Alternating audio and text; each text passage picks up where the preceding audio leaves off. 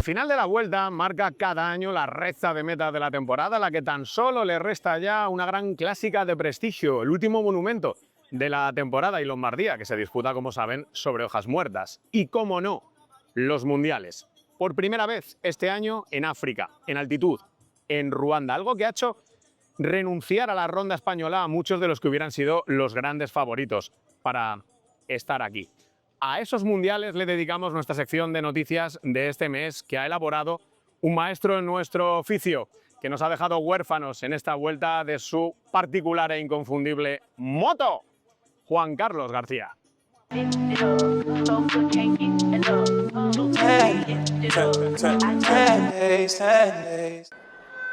Tuvieron que pasar 98 años y 92 ediciones para que hubiera un primer campeonato del mundo de ciclismo en ruta en África. Pero solo tuvieron que pasar unas horas para tener una de esas imágenes que ya ha pasado a la historia. Remco Evenepoel doblando a Tadej Pogačar, que había salido 2 minutos y medio antes en la contrarreloj individual élite masculina. Sonoro bofetón deportivo del campeón al otro gran favorito.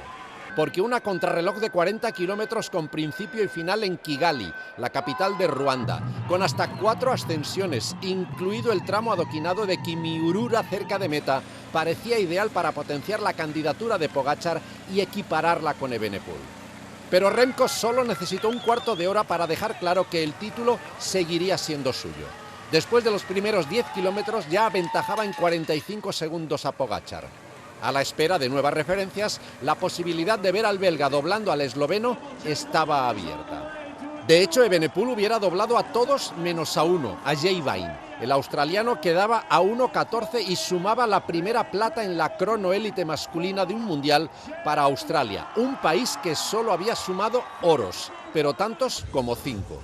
El podio lo completaba el segundo belga, Ilan van Wilder, corredor como Evenepoel del Soudal Quick Step. Por poco más de un segundo, Pogačar quedaba fuera del podio y de una foto que quizás hubiera sido doblemente dolorosa. Desde 2017 no hay un podio sin ciclistas belgas.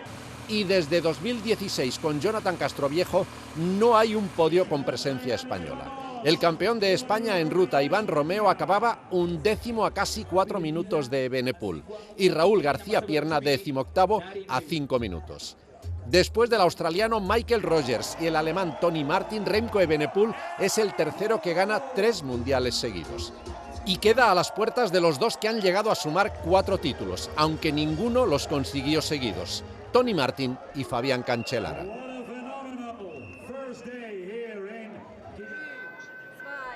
Hacía 20 años desde el Mundial de Madrid 2005 que Suiza no ganaba la contrarreloj élite femenina. Entonces con el segundo título seguido de Karin Thüring, ahora con el primero de Marlene Reusser, la ciclista del equipo Movistar, que ya había sido 2 veces segunda y una tercera, marcaba siempre los mejores tiempos en los puntos intermedios de cronometraje de los 30 kilómetros de lucha individual. Siendo la única en superar los 43 kilómetros por hora de media, Marlene Reusser aventajaba en meta en 51 segundos a Anna van der Breggen, la neerlandesa de 35 años que regresaba esta temporada después de 3 años retirada, soñó durante media hora con ganar su segundo mundial contrarreloj. Pero al final tuvo que conformarse con su 5º subcampeonato. La doble presencia neerlandesa en el podio la completaba Demi Vollering.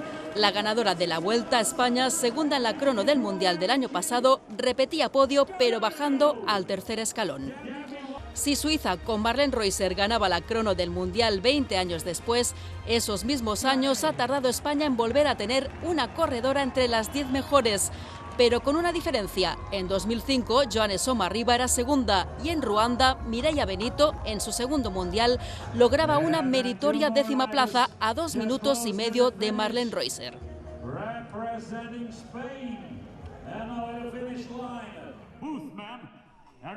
La joven navarra Paula Ostiz ha ratificado en el Mundial de Ruanda que su candidatura a ser una de las mejores del ciclismo en los próximos años es muy sólida. Campeona de Europa Junior en contrarreloj y subcampeona del mundo junior en ruta el año pasado, Paula Ostiz se marcaba una gran contrarreloj individual en los 18 kilómetros del Mundial Junior femenino con salida y llegada en la capital Kigali.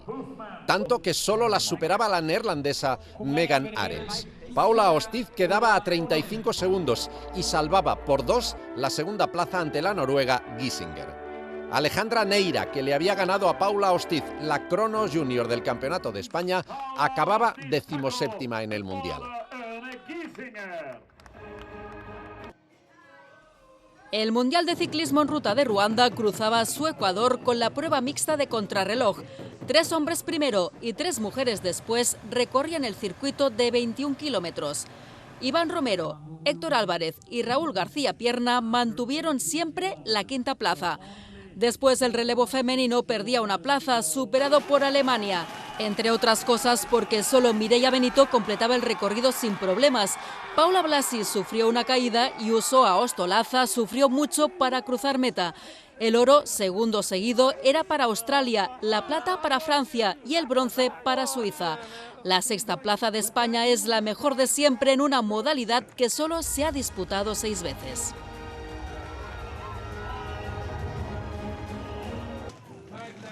España ha salido del Mundial de Kigali con 4 medallas, 1 oro, 1 plata y 2 bronces, todas ganadas por ellas, por la selección femenina. Paula Ostiz redondeaba su magnífico Mundial de Kigali añadiendo el oro en la ruta junior a la plata de la contrarreloj. Sabiendo que tenía a la más fuerte, la selección española dirigida por Gemma Pascual no dudó en asumir la responsabilidad de tener siempre un papel activo y avivar o ralentizar el ritmo a lo largo de los 74 kilómetros de la prueba. Alejandra Neira ha acelerado en la penúltima subida para neutralizar una peligrosa escapada y dejar en la mejor disposición a Paula Ostiz para el desenlace final. Con una sangre fría impropia de su juventud, pero con la seguridad de sentirse la más fuerte, entraba vencedora por delante de la italiana Chantal Pegolo y la suiza Anja Grossmann. Paula Ostiz, segunda en la ruta junior del año pasado en Suiza, no dejaba escapar en Ruanda el maillot arcoiris que lucirá en 2026 y que la certifica como una ciclista excelente en todas las modalidades y con un futuro brillantísimo. Otra Paula, también al sprint y derrotando a otra italiana, conseguía otra medalla para la selección española. Paula Blasi se hacía con el bronce en la prueba en ruta sub-23. La catalana de 22 años no solo conseguía sobrevivir a la dureza del circuito y al fuerte ritmo durante casi todos los 120 kilómetros de la prueba en ruta sub-23.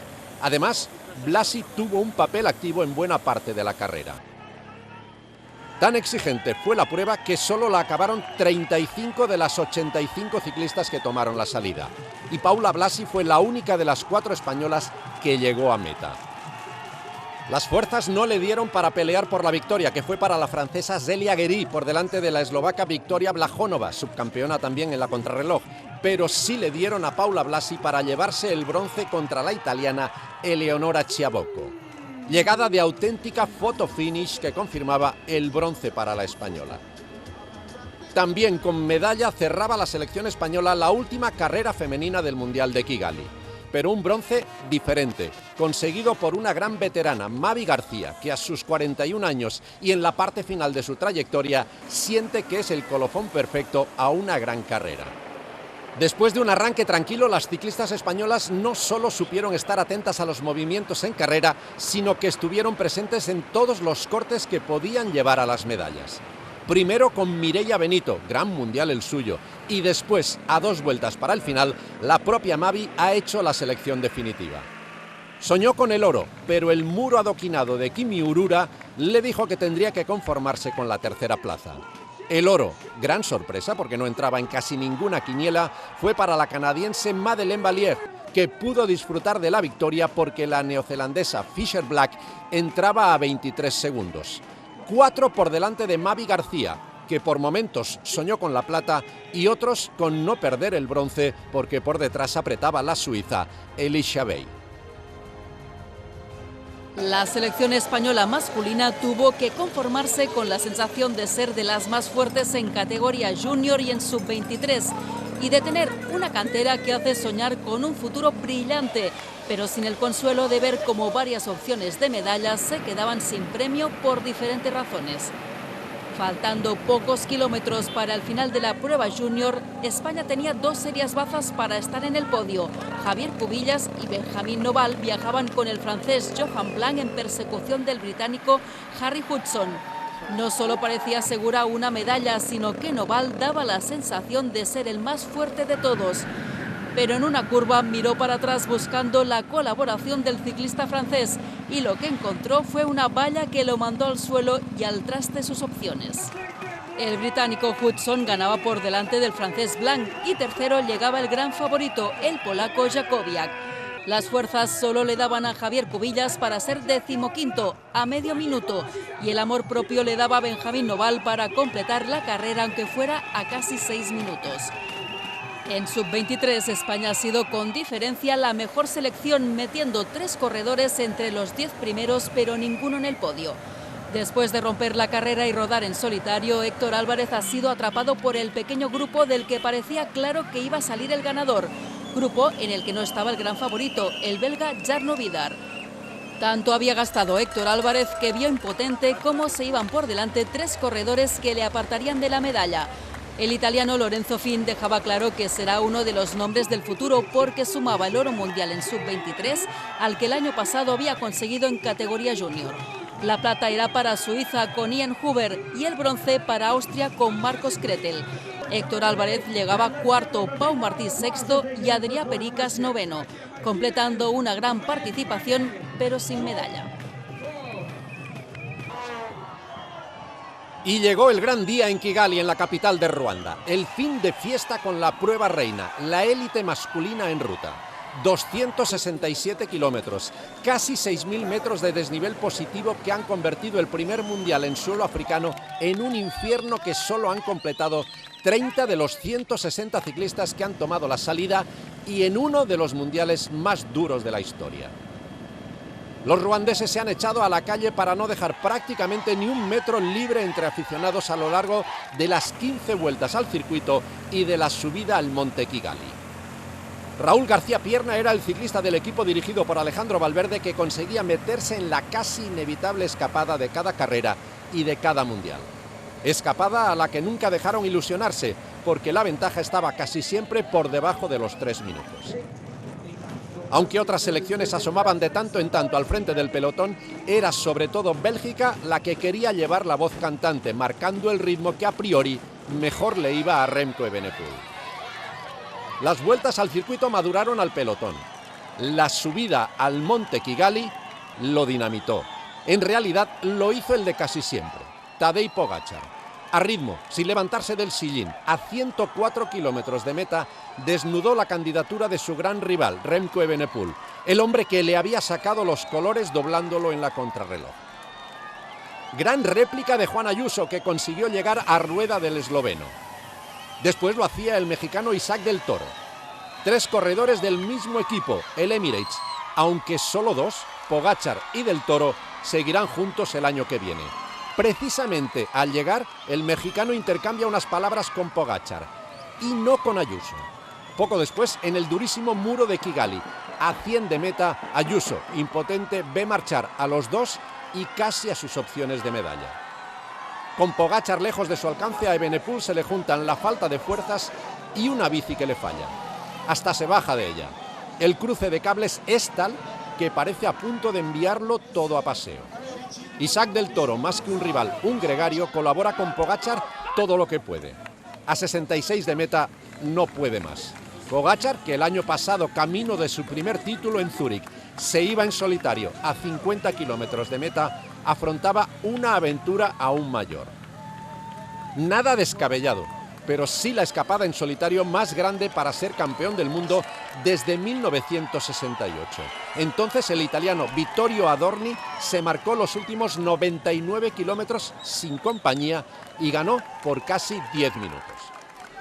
Sin cebarse, regulando perfectamente, Pogačar fue asentando su ventaja, que muy poco a poco no hacía otra cosa que aumentar. Por detrás Evenepoel se deshacía de sus demonios y tiraba para adelante. El danés Matías Esquilmose y el irlandés Ben Healy fueron los únicos que le aguantaron en la persecución de Pogačar y la pelea por el podio.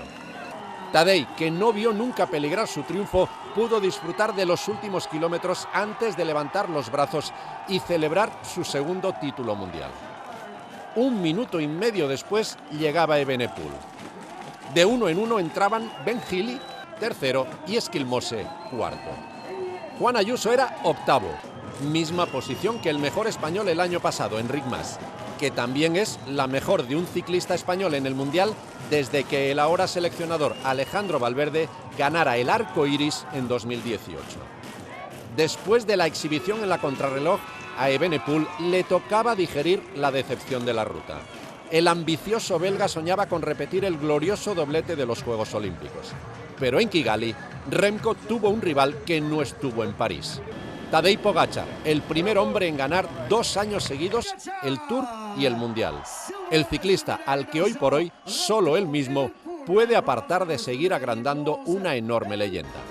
El campeón del primer Mundial disputado en África. Pasó en Kigali, pasó en Ruanda.